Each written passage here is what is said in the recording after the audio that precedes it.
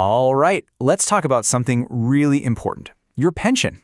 We're going to break down some new government rules that could seriously impact your retirement plans, especially if you're under the Unified Pension Scheme and have a pending legal case. You're definitely going to want to stick around for this one.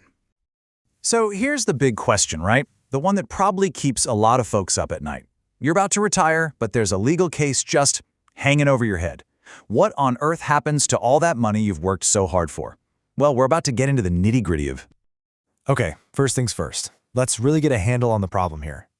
Imagine your retirement is this smooth highway you've been driving towards for decades, and then suddenly, boom, a roadblock.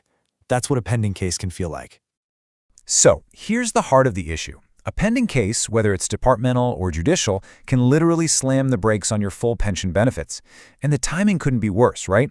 This creates a massive cloud of uncertainty just when you're supposed to be kicking back and enjoying some financial security. It's a real curveball. So what's the standard play here? What does the official rulebook actually say is supposed to happen by default? Let's break down exactly what money you see and what money you don't.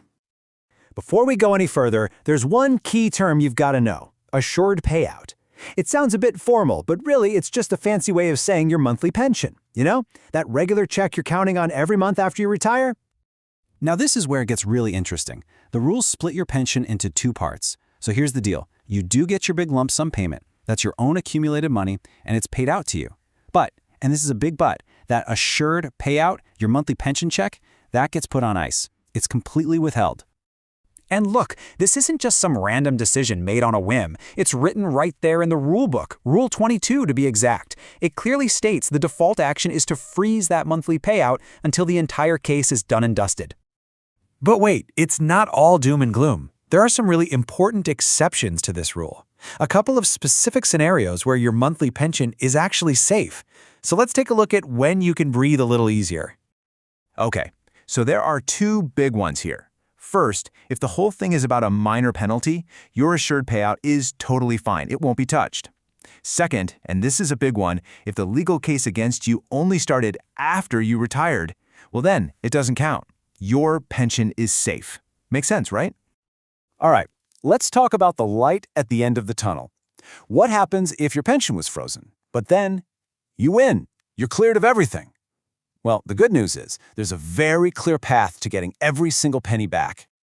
That's right. The key word here is fully exonerated. If you were cleared of all the charges, the system has a built-in process to get your assured payout back on track. Your benefits are absolutely not lost forever, which is a huge relief. So how do you do it? Well, it's a 5-step process. First, obviously the case has to be officially over and you have to be completely cleared. Then, and this is on you, you have to formally opt in to get the payout. This next step is a bit of a twist. You have to deposit some of your funds back into the system. Once you do that, boom, your monthly pension starts. And even better, you get all the back pay for the months you missed.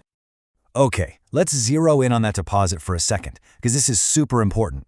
The rule says you need to deposit at least 40% of what's called the benchmark corpus. Basically, it's a value calculated from when you retired. And on top of that, you'll have to add any applicable interest. So it's a significant step. Now here's the amazing part, the real silver lining. This isn't just about turning the tap back on for your pension. It's about making you whole. Your payout is retroactive, all the way back to your original retirement date. And get this, you'll even get interest on all those back payments, so you really don't lose out in the end. Now, this is tough to think about, but it's incredibly important. The rules also have a safety net for your family if the worst should happen. So what happens if the employee passes away while all of this is going on?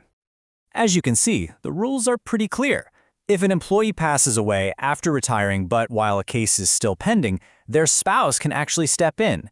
They can make that 40% deposit and start getting the family pension. And if the employee or even the spouse dies before getting the money they were owed, those benefits don't just disappear, they go to the legal heirs. It's a really crucial protection. Okay, that was a lot of information, I know. So let's boil it all down to the most important things you absolutely need to remember. So here are your 5 key takeaways.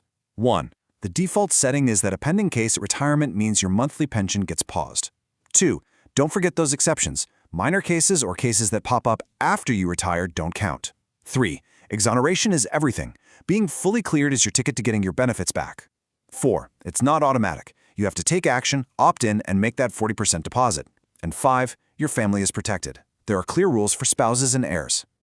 And that brings us to one final question to chew on. These new rules, they definitely give people a clear roadmap, right? There's a process. But is it a totally fair one? Think about it. It puts the burden on the person who was just proven innocent to come up with a chunk of cash just to unlock the pension they earned.